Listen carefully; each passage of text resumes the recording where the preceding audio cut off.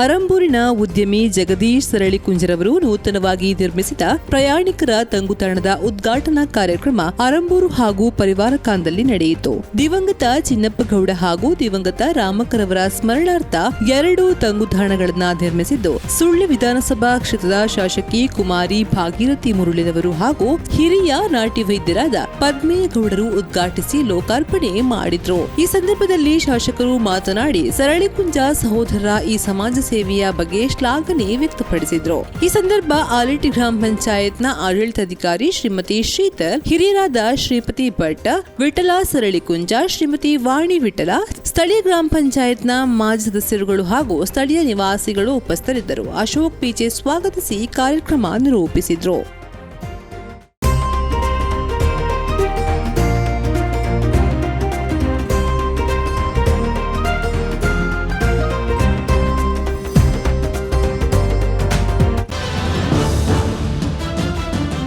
ನಮಸ್ತೆ ವೀಕ್ಷಕರೇ, ಸುದ್ದಿ ನ್ಯೂಸ್ ಬುಲೆಟಿನ್ಗೆ ಸ್ವಾಗತ. ನಾನು ರೇಖಾ ಸುಭಾಷ್. ನಾನು ದಯಾನಂದ ಕೊರತೋಡಿ. ನಾನು ಪ್ರಜ್ಞಾ ಸಾಲ್ಯನ್ ಕೇರ್ಪಳ. ನಾನು ಯಶವಂತ್ ಕಾಳಮನೆ. ನಾನು ಜಯಶ್ರೀ ಕೊಯ್ಗೋಡಿ. ನಾನು ಶಿವಪ್ರಸಾದ್ ಆಲಿಟಿ. ನಾನು ಪೂಜಶ್ರೀ. ನಾನು ದುರ್ಗಾ ಕುಮಾರ್ ನಾಯರ್ಕೆರೆ.